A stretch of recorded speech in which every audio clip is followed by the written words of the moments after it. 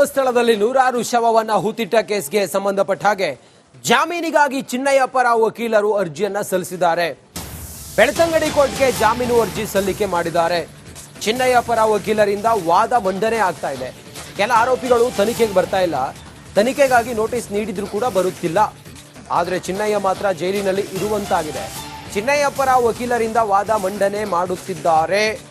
Chinnaiah bale ಅರ್ಜಿಗೆ ಸರ್ಕಾರಿ ವಕೀಲರು ಆಕ್ಷೇಪಣೆಯನ್ನ ಸಲ್ಲಿಸಿದ್ದಾರೆ. ಕೋರ್ಟ್ಗೆ ಹೋಗುತ್ತಿದ್ದಾರೆ. ಚಿನ್ನಯ್ಯ ಅವರು ವಶದಲ್ಲಿದ್ದಾರೆ. ಆದರೆ 4,000 ಪುಟಗಳ ಚಾರ್ಜ್ ಶೀಟ್ ವರದಿ ನೀಡಲಾಗಿದೆ. ತುಂಬಾ ಗಂಭೀರವಾದ ಪ್ರಕರಣ ಅಂತ ವಾದವನ್ನ ಮಾಡ್ತಾ ಇದ್ದಾರೆ. ಜಾಮೀನು ನೀಡಲು ಧರ್ಮಸ್ಥಳದಲ್ಲಿ ಶವ ಹೂತಿಟ್ಟ ಪ್ರಕರಣದ ವರದಿಯನ್ನ ಬೆಳ್ತಂಗಡಿ ಕೋರ್ಟ್ಗೆ ಎಸ್ಐಟಿ ಅಧಿಕಾರಿಗಳು ಸಲ್ಲಿಸಿದ್ದಾರೆ. ಬೆಳ್ತಂಗಡಿ ಕೋರ್ಟ್ಗೆ ಆಗಮಿಸಿರುವ ಎಸ್ಐಟಿ ಅಧಿಕಾರಿಗಳು ಹೆಚ್ಚುವರಿ ನ್ಯಾಯಾಲಯದ ಜಡ್ಜ್ ವಿಜಯೇಂದ್ರ ಮುಂದೆ ಸರ್ಕಾರಿ ವಕೀಲ ದಿವ್ಯರಾಜ್ ವಾದ ಮಂಡಿಸ್ತಾ ಇದ್ದಾರೆ.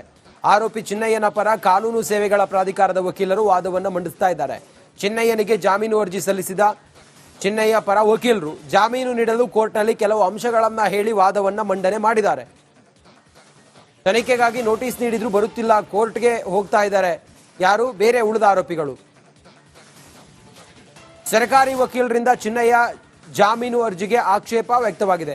ಹೆಚ್ಚಿನ ಮಾಹಿತಿಯೊಂದಿಗೆ ನಮ್ಮ ಪ್ರತಿನಿಧಿ ದಿನೇಶ್ ಕಾಶಿಪಟ್ನ ನೇರ ಸಂಪರ್ಕದಲ್ಲಿದ್ದಾರೆ. ದಿನೇಶ್, ಚಿನ್ನಯ್ಯನಿಗೆ ಯಾವ ಅಂಶಗಳನ್ನ ಆಧರಿಸಿ ಜಾಮೀನನ್ನ ಕೊಡಬೇಕು ಅನ್ನೋದು ಈಗ ಚಿನ್ನಯ್ಯ ಪರವಾದ ವಕೀಲರ ವಾದ, ಅದಕ್ಕೆ ಪ್ರತಿವಾದ ಹೇಗಿದೆ? ದಿನೇಶ್ ಕಾಶಿಪಟ್ನ. ಹೌದು ರಂಜಿತ್ ಶ್ರೀಯಾರ್, ಅಂದ್ರೆ ಧರ್ಮಸ್ಥಳ ಶವ ಹೂತಿಟ್ಟ ಪ್ರಕರಣಕ್ಕೆ ಸಂಬಂಧಿಸಿದಂತೆ ಎಸ್ಐಟಿ ಅಧಿಕಾರಿಗಳು ನಿನ್ನೆ ಏನೋ ಸಾವಿರಾರು ಪುಟಗಳ ಒಳಗೊಂಡಂತ ಒಂದು 7 ಕಡತಗಳ ವರದಿಯನ್ನ ಬೆಳ್ತಂಗಡಿ ಕೋರ್ಟ್ಗೆ ಒಪ್ಪಿಸಿದ್ದಾರೆ. ಇದರ ವಾದ ಮಂಡನೆ ಕೂಡ ಆಗ್ತಾ ಇದೆ. ಇದರ ಜೊತೆಗೆ ಚಿನ್ನಯ್ಯನಿಗೆ ಆತನಿಗೆ ಜಾಮೀನನ್ನು ನೀಡಬೇಕು ಅನ್ನುವಂತ ನಿಟ್ಟಿನಲ್ಲಿ ಆತನ ಪರವಾದಂತ ವಕೀಲರು ಏನಿದ್ದಾರೆ ಅವರು ವಾದವನ್ನು ಕೂಡ ಮಾಡ್ತಾರೆ. ಅಂದ್ರೆ ಚಿನ್ನಯ್ಯನಿಗೆ ಯಾವುದೇ ರೀತಿಯಂತ ಖಾಸಗಿ ವಕೀಲರು ಇಲ್ಲ, ಆತ ಹೀಗಾಗಿ ಸರ್ಕಾರಿ ವಕೀಲರು ಬೇಕು ಅನ್ನುವಂತ ಒಂದು ಇದು ಮಾಡಿದೆ. ಹೀಗಾಗಿ ಆತನಿಗೆ ಕಾನೂನು ಸೇವಾ ಪ್ರಾಧಿಕಾರದ ವಕೀಲರನ್ನು ಕೂಡ ನೀಡಿರುವಂತದ್ದು. ಇವತ್ತು ಕಾನೂನು ಸೇವಾ ಪ್ರಾಧಿಕಾರದ ವಕೀಲರು ಏನಿದ್ದಾರೆ ಚಿನ್ನಯ್ಯನಿಗೆ ಜಾಮೀನು ನೀಡಬೇಕು ಅನ್ನುವಂತ ನಿಟ್ಟಿನಲ್ಲಿ ಬೆಳ್ತಂಗಡಿ ಕೋರ್ಟ್ ನಲ್ಲಿ ವಾದವನ್ನು ಕೂಡ ಮಂಡಿಸಿರುವಂತದ್ದು. ಅಂದ್ರೆ ಚಿನ್ನಯ್ಯನಿಗೆ ಜಾಮೀನು ಅನ್ನುವಂಥದ್ದು ಯಾಕಾಗಿ ಅಗತ್ಯ ಇದೆ ಎನ್ನುವಂತ ನಿಟ್ಟಿನಲ್ಲಿ ಚಿನ್ನಯ್ಯನ ಪರವಾಗಿರುವಂತ ಕಾನೂನು ಸೇವಾ ಪ್ರಾಧಿಕಾರದ ವಕೀಲರು ಒಂದಷ್ಟು ಅಂಶಗಳನ್ನು ಕೂಡ ಕೋರ್ಟಿನಲ್ಲಿ ಹೇಳಿರುವಂತದ್ದು. ಆದ್ರೆ ಸರ್ಕಾರಿ ವಕೀಲರು ಮಾತ್ರ ಈ ಒಂದು ಚಿನ್ನಯ್ಯನಿಗೆ ಜಾಮೀನು ನೀಡುವ ನಿಟ್ಟಿನಲ್ಲಿ ಅವರು ಆಕ್ಷೇಪವನ್ನು ಕೂಡ ಸಲ್ಲಿಸಿರುವಂತದ್ದು. ಅಂದ್ರೆ ಚಿನ್ನಯ್ಯನಿಗೆ ಜಾಮೀನು ಏನಾದ್ರೂ ನೀಡಿದ್ರೆ ಅದು ಪ್ರಕರಣದ ತನಿಖೆಗೆ ಯಾವ ರೀತಿಯಾಗಿ ತೊಡಕು ಆಗ್ಬಹುದು ಅನ್ನುವಂತ ನಿಟ್ಟಿನಲ್ಲೂ ಕೂಡ ಸರ್ಕಾರಿ ವಕೀಲರು ತಮ್ಮ ವಾದವನ್ನ ಮುಂದಿಟ್ಟಿರುವಂತದ್ದು. ಅಂದ್ರೆ ಚಿನ್ನಯ್ಯ ಈಗಾಗಲೇ ಜೈಲಿನಲ್ಲಿದ್ದಾನೆ, ಈತನ ಏನಾದ್ರೂ ಬಿಡುಗಡೆ ಆದ್ರೆ ಅದು ಮುಂದೆ ಪ್ರಕರಣದ ತನಿಖೆಗೆ ಸಮಸ್ಯೆ ಆಗುತ್ತೆ. ಅದರ ಜೊತೆಗೆ ಈ ಒಂದು ಪ್ರಕರಣಕ್ಕೆ ಸಂಬಂಧಿಸಿದಂತೆ ತನಿಖೆ ಇನ್ನೂ ಕೂಡ ಸಾಗ್ತಾ ಇದೆ, ಬೇರೆ ಬೇರೆ ನಿಟ್ಟಿನಲ್ಲಿ ತನಿಖೆ ಆಗ್ತಾ ಇದೆ. ಈಗ ವರದಿ ನೀಡಿದ್ರು ಕೂಡ ತನಿಖೆ ಅನ್ನುವಂಥದ್ದು ಪೂರ್ಣಗೊಂಡಿಲ್ಲ, ಇನ್ನೂ ಕೂಡ ತನಿಖೆ ಆಗ್ತಾ ಇದೆ. ಅದರ ಜೊತೆಗೆ ಚಿನ್ನಯ್ಯನ ಹಿಂದೆ ನಿಂತು ಪ್ರಚೋದನೆ ಮಾಡಿದಂತ ಬುರುಡೆ ಗ್ಯಾಂಗ್ ಏನಿದೆ ಅವರಿಗೆ ಆರಂಭಿಕ ಹಂತದಲ್ಲಿ ನೋಟಿಸ್ ಅನ್ನು ನೀಡಿ ವಿಚಾರಣೆಗೆ ಒಳಪಡಿಸಲಾಗಿತ್ತು. ಆ ಬಳಿಕ ಹೆಚ್ಚಿನ ವಿಚಾರಣೆಗಾಗಿ ಮತ್ತೊಮ್ಮೆ ನೋಟಿಸ್ ಅನ್ನು ನೀಡಿದಾಗ ಅವ್ರು ಯಾರು ಕೂಡ ವಿಚಾರಣೆಗೆ ಹಾಜರಾಗ್ಲಿಲ್ಲ. ಬದಲಾಗಿ ಅವರು ಹೈಕೋರ್ಟ್ ಮೆಟ್ಟಿಲೇರಿದ್ರು.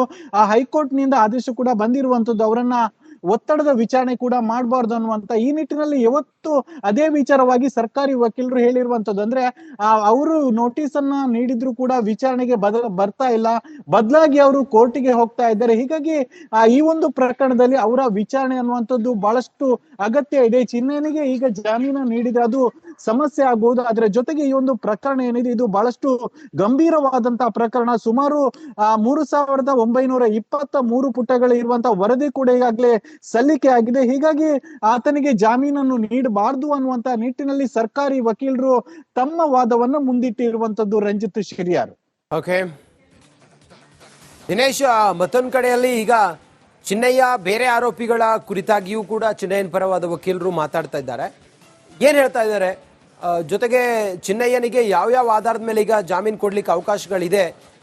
ಸರ್ಕಾರದ ಪರವಾದ ವಕೀಲರು ಏನೇನು ವಾದ ಮಂಡಿಸಿದ್ರು, ಯಾಕೆ ಕೊಡಬಾರ್ದು ಅಂತೇಳಿ ಹೇಳ್ತಾ ಇದ್ದಾರೆ ದಿನೇಶ್?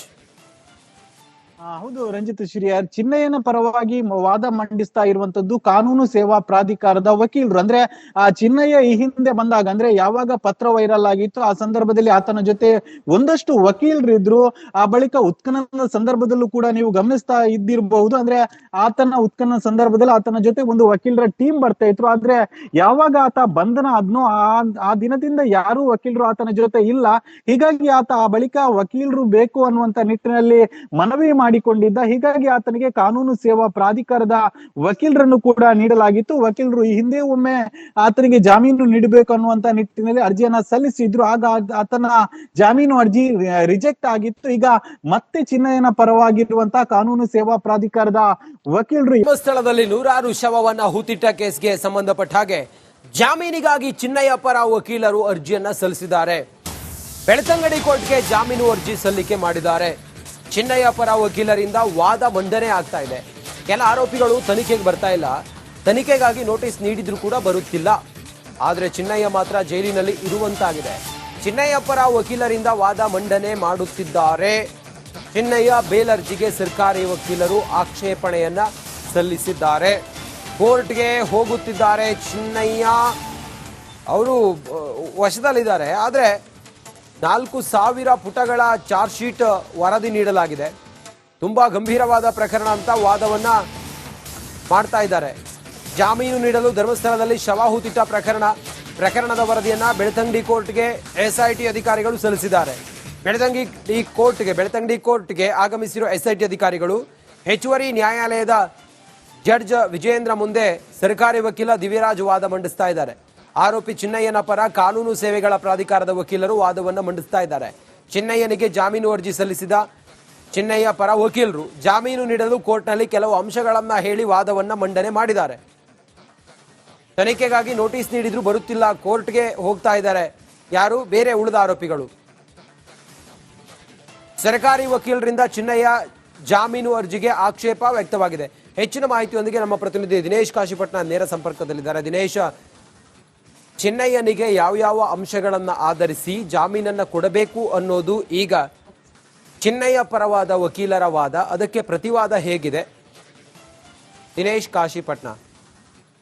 ಹೌದು ರಂಜಿತ್ ಶ್ರೀಯರ್, ಅಂದ್ರೆ ಧರ್ಮಸ್ಥಳ ಶವ ಹೂತಿಟ್ಟ ಪ್ರಕರಣಕ್ಕೆ ಸಂಬಂಧಿಸಿದಂತೆ ಎಸ್ಐಟಿ ಅಧಿಕಾರಿಗಳು ನಿನ್ನೆ ಏನೋ ಸಾವಿರಾರು ಪುಟಗಳ ಒಳಗೊಂಡಂತ ಒಂದು 7 ಕಡತಗಳ ವರದಿಯನ್ನ ಬೆಳ್ತಂಗಡಿ ಕೋರ್ಟ್ಗೆ ಒಪ್ಪಿಸಿದ್ದಾರೆ. ಇದರ ವಾದ ಮಂಡನೆ ಕೂಡ ಆಗ್ತಾ ಇದೆ. ಇದರ ಜೊತೆಗೆ ಚಿನ್ನಯ್ಯನಿಗೆ ಆತನಿಗೆ ಜಾಮೀನನ್ನು ನೀಡಬೇಕು ಅನ್ನುವಂತ ನಿಟ್ಟಿನಲ್ಲಿ ಆತನ ಪರವಾದಂತ ವಕೀಲರು ಏನಿದ್ದಾರೆ ಅವರು ವಾದವನ್ನು ಕೂಡ ಮಾಡ್ತಾರೆ. ಅಂದ್ರೆ ಚಿನ್ನಯ್ಯನಿಗೆ ಯಾವುದೇ ರೀತಿಯಂತ ಖಾಸಗಿ ವಕೀಲರು ಇಲ್ಲ ಆತ, ಹೀಗಾಗಿ ಸರ್ಕಾರಿ ವಕೀಲರು ಬೇಕು ಅನ್ನುವಂತ ಒಂದು ಇದು ಮಾಡಿದೆ. ಹೀಗಾಗಿ ಆತನಿಗೆ ಕಾನೂನು ಸೇವಾ ಪ್ರಾಧಿಕಾರದ ವಕೀಲರನ್ನು ಕೂಡ ನೀಡಿರುವಂತದ್ದು.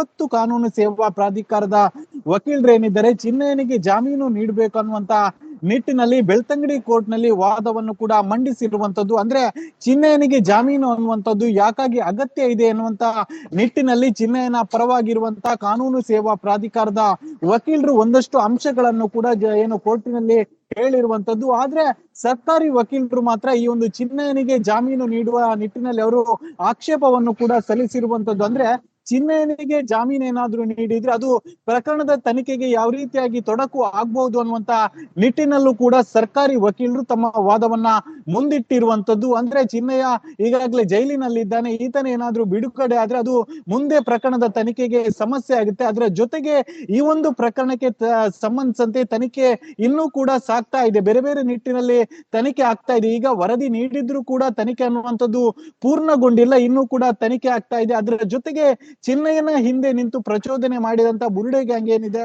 ಅವರಿಗೆ ಆರಂಭಿಕ ಹಂತದಲ್ಲಿ ನೋಟಿಸ್ ಅನ್ನು ನೀಡಿ ವಿಚಾರಣೆಗೆ ಒಳಪಡಿಸಲಾಗಿತ್ತು. ಆ ಬಳಿಕ ಹೆಚ್ಚಿನ ವಿಚಾರಣೆಗಾಗಿ ಮತ್ತೊಮ್ಮೆ ನೋಟಿಸ್ ಅನ್ನು ನೀಡಿದಾಗ ಅವ್ರು ಯಾರು ಕೂಡ ವಿಚಾರಣೆಗೆ ಹಾಜರಾಗ್ಲಿಲ್ಲ. ಬದಲಾಗಿ ಅವರು ಹೈಕೋರ್ಟ್ ಮೆಟ್ಟಿಲೇರಿದ್ರು.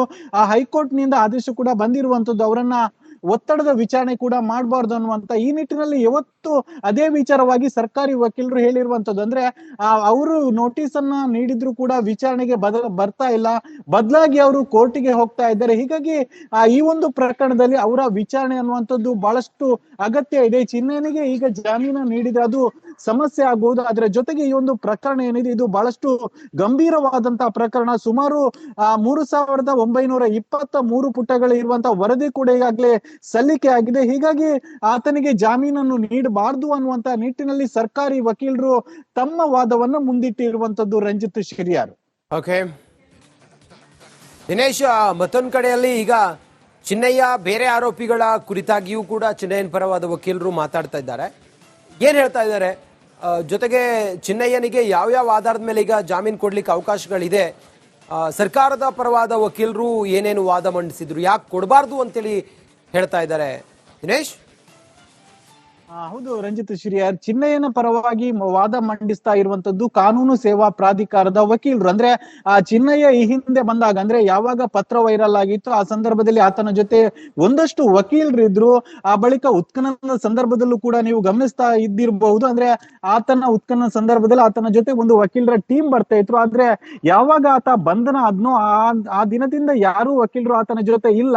ಹೀಗಾಗಿ ಆತ ಆ ಬಳಿಕ ವಕೀಲರು ಬೇಕು ಅನ್ನುವಂತ ನಿಟ್ಟಿನಲ್ಲಿ ಮನವಿ ಮಾಡಿಕೊಂಡಿದ್ದ. ಹೀಗಾಗಿ ಆತನಿಗೆ ಕಾನೂನು ಸೇವಾ ಪ್ರಾಧಿಕಾರದ ವಕೀಲರನ್ನು ಕೂಡ ನೀಡಲಾಗಿತ್ತು. ವಕೀಲರು ಈ ಹಿಂದೆ ಒಮ್ಮೆ ಆತನಿಗೆ ಜಾಮೀನು ನೀಡಬೇಕು ಅನ್ನುವಂತ ನಿಟ್ಟಿನಲ್ಲಿ ಅರ್ಜಿಯನ್ನ ಸಲ್ಲಿಸಿದ್ರು. ಆಗ ಆತನ ಜಾಮೀನು ಅರ್ಜಿ ರಿಜೆಕ್ಟ್ ಆಗಿತ್ತು. ಈಗ ಮತ್ತೆ ಚಿನ್ನಯ್ಯನ ಪರವಾಗಿರುವಂತಹ ಕಾನೂನು ಸೇವಾ ಪ್ರಾಧಿಕಾರದ ವಕೀಲರು